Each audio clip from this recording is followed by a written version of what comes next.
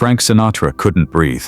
Gene Kelly's full weight pressed down on his back, forcing his face into the floor mat of the yellow cab. Above Gene, Jules Munshin wedged himself in, 3 grown men stacked like cordwood in the back of a taxi, speeding through Midtown Manhattan. Outside, hundreds of screaming teenagers ran alongside the car, palms slapping the windows, voices shrieking Sinatra's name. Inside, Sinatra whispered into the rubber floor mat, "Gene, I can't breathe." Gene didn't move. 2 more blocks. Pally. Just 2 more blocks. The driver accelerated. The screams grew louder. This was supposed to be the most joyful musical ever made. Instead, it had become a hostage situation, and Gene Kelly had 72 hours left to film an entire movie in the streets of New York City, or lose everything they had fought for. The year was 1949, and nobody had ever attempted anything this insane before. 3 months earlier, Gene Kelly walked into Louis B. Mayer's office with a proposal that sounded like professional suicide. Film their new musical, On the Town. On the actual streets of New York City. Not on the MGM backlot. In the real city. Mayer stared at him like he had suggested burning down the studio. Every major musical in Hollywood history had been filmed on sound stages. Controlled, safe, expensive but predictable. Gene didn't want control, he wanted truth. "The audience will know," Gene said. "But if they see us at the real Brooklyn Bridge, the real Rockefeller Plaza, they will believe it." Mayer's response was brutal. 9 days to film in New York? Do you understand what happens when Frank Sinatra walks down a street in 1949? Gene understood. Sinatra-mania had reached a fever pitch. Teenage girls fainted at the sight of him. Police had to form human barricades. And Gene wanted to put Sinatra on public streets, unprotected, and try to film a musical number? "You get 5 days, Mayer said finally. Not 9, 5. And if this fails, you never mention location shooting again." 5 days was impossible. But impossible was better than no. The plan was simple in theory, catastrophic in execution. Gene and co-director Stanley Donen would fly to New York with Frank Sinatra, Jules Munshin, Betty Garrett, Ann Miller, and Vera Ellen. They would film musical numbers at 10 iconic locations: the Brooklyn Bridge, the Brooklyn Navy Yard, Wall Street, Chinatown, the Statue of Liberty, Greenwich Village, Central Park, Columbus Circle, Rockefeller Center, and Grant's Tomb. They had 5 days. Cinematographer Hal Rawson would hide his camera inside a station wagon. The actors would ride in regular yellow cabs to avoid attention. When they reached each location, Gene would jump out and give a loud whistle, the signal for Hal to start rolling. Gene would keep a stopwatch in his pocket, counting down each take. They would steal the shots guerrilla style before crowds could form and shut them down. It was the most ambitious plan in musical film history. It was also completely insane. Day 1. Rain, full New York downpour, outdoor filming, impossible. Day 2, more rain. Gene paced. Stanley Donen chain-smoked. Frank played cards, pretending not to notice the tension. 5 days had become 3. On day 3, the rain stopped. Gene woke everyone at 4:30 a.m., 72 hours to capture 10 locations, 7 hours per location. If everything went perfectly, which nothing would. The first location was Brooklyn Navy Yard. They arrived before dawn. Gene, Frank, and Jules stood at the dock in sailor uniforms. Hal Rawson lay on his belly in the station wagon. Camera pointed through a crack in the door. Gene whistled. The camera rolled. For 90 seconds. It worked. The choreography was clean. The energy was electric. Then a longshoreman recognized Sinatra and shouted. Other workers turned. Within seconds, 20 men stopped working and started watching. Gene kept dancing, hoping to finish before the crowd grew. But the longshoreman shouted again. "It is Frank." The crowd quadrupled. Men abandoned their posts. Gene kept dancing while 50 men pressed closer, blocking the light, filling the frame. Stanley Donen screamed. "Cut!" They had 30 seconds of usable footage. They needed 4 minutes. "We move now," Gene said. They raced to Wall Street. 6:45 a.m. The financial district was still mostly empty. Maybe 20 minutes before morning rush. Gene whistled. Hal rolled. The 3 men danced down Wall Street, sailor uniforms bright against gray buildings. For 2 glorious minutes, it worked. Then a window opened 3 floors up. A secretary shrieked. "Frank Sinatra!" Within 60 seconds. Windows all down Wall Street opened. Secretaries leaned out, screaming. Some threw paper that floated down like confetti. The noise became overwhelming. Jules grabbed Jean's arm. "We have to go, now!" They ran. Jean shoved Frank onto the taxi floor and threw himself on top. Jules piled on. The driver accelerated as dozens of women in office attire sprinted into the street behind them. From the floor, muffled beneath two men, Frank said, "This is undignified." "This is survival," Jean replied. By noon, they had attempted 6 locations and completed 1. Statue of Liberty. 40 people waiting before they even arrived. Park ranger shut them down. Fire hazard. Chinatown worked for 90 seconds until a tour bus unloaded. 30 tourists with cameras. Police dispersed the crowd within minutes. Greenwich Village. A teenage girl fainted. Her friends screamed that Frank Sinatra had killed her. Ambulance. Reporters. Publicity disaster. They were losing badly. Jean called an emergency meeting in Central Park. The cast sat on grass in their costumes, exhausted. Hal Rawson looked shell-shocked. "We need a new strategy," Stanley said. Frank stood apart, hands in pockets. Jean walked over. "This isn't your fault. Every location, I ruin it," Frank said quietly. "Maybe this is impossible." Jean looked at his friend. "What if we don't hide you? Except crowds will form, work faster, get the shot in under 2 minutes, leave before it becomes a mob." 2 minutes isn't enough, Hal said. "Then we make it enough." It was terrible. It was the only plan they had. Central Park. Take 17. Jean whistled. Hall rolled. The 3 sailors danced through the park, moving at double speed, hitting their marks with military precision.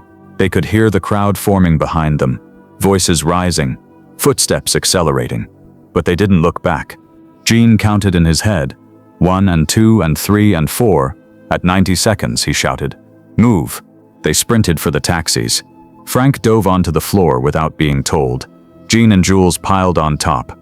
The driver peeled out just as the first wave of teenagers reached the taxi, their hands slapping the trunk. In the back seat, Frank's muffled voice, "Did we get it?" "We got it," Jean gasped. They had 1 usable take from Central Park. They needed 40 more across 4 locations, and they had 48 hours left. Columbus Circle, Rockefeller Center, Grant's Tomb. They hit each location like a military operation. Jean's stopwatch became a metronome of desperation. 90 seconds to set up, 90 seconds to film, 30 seconds to evacuate. Over and over, location after location, a dance routine performed at the speed of a bank robbery. The physical toll was immediate. Frank Sinatra, already thin, had to wear prosthetic padding in his sailor uniform to fill out the seat. By day 4, he was so exhausted the padding kept shifting, and in several takes you can see him hiking up his pants between dance steps. Jules Munshin, terrified of heights, refused to film on the actual observation deck of the Empire State Building, so they built a replica set back in California. Gene Kelly's knees, already damaged from years of dance, started swelling from repeatedly throwing himself onto taxi floors. But they kept going, because quitting meant admitting Mayer was right. Quitting meant musicals would stay on sound stages forever. Quitting meant the future died here. The night before Rockefeller Plaza, Gene Kelly couldn't sleep. He sat in his hotel room. Windows opened to Manhattan at 2 a.m. His stopwatch sat on the nightstand.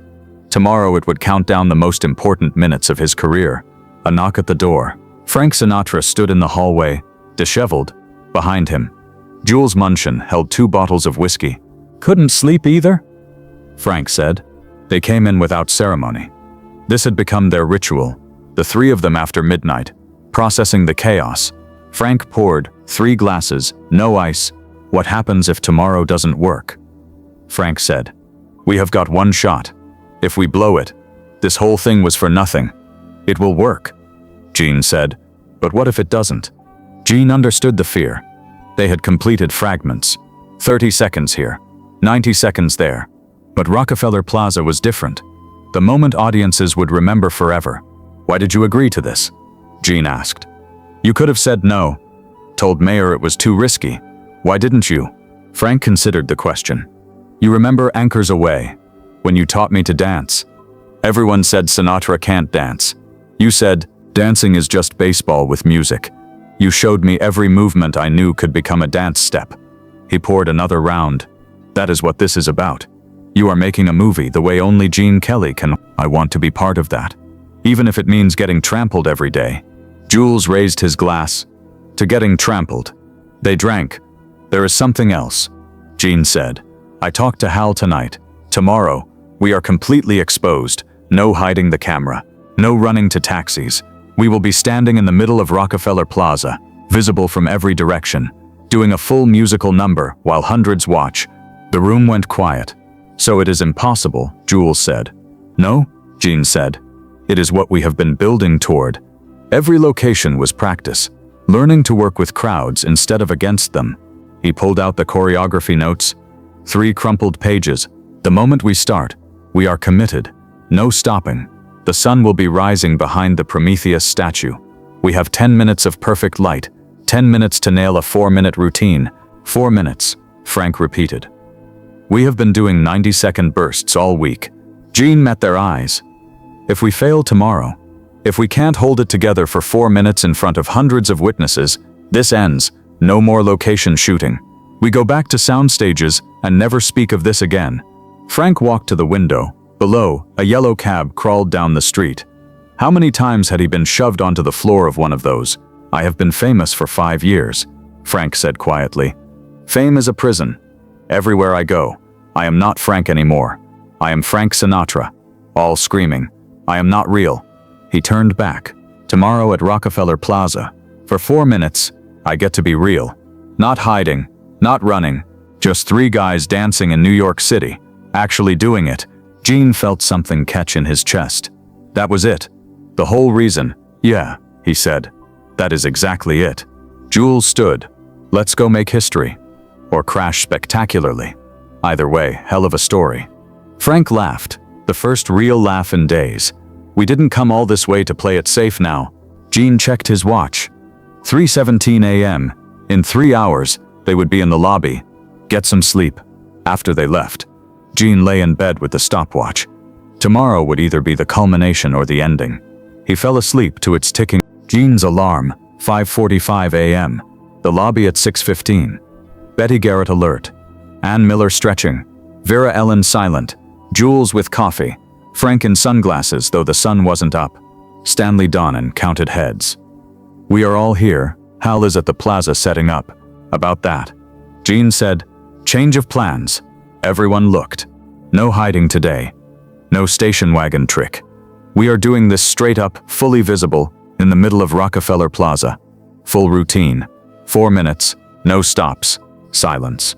What about the crowds? Betty asked. We accept them. Gene said. We let them watch. Ann Miller processed. You are saying we perform like a stage show, in the middle of New York City, at dawn. That is exactly what I am saying.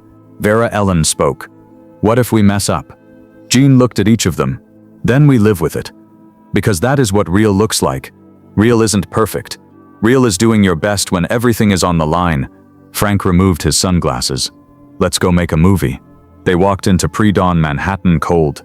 3 sailors and 3 women, heading toward the moment that would define them all. Gene's stopwatch was in his pocket.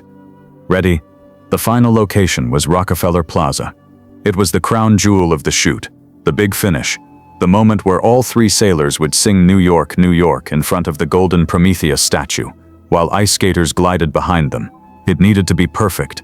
It needed to be magic. They arrived at dawn on day 5. Hal Rosson had set up the camera in the station wagon across the plaza. Gene checked his stopwatch. They had 2 hours before the plaza filled with commuters. 2 hours to get the shot that would define the entire film. Gene whistled. The music started.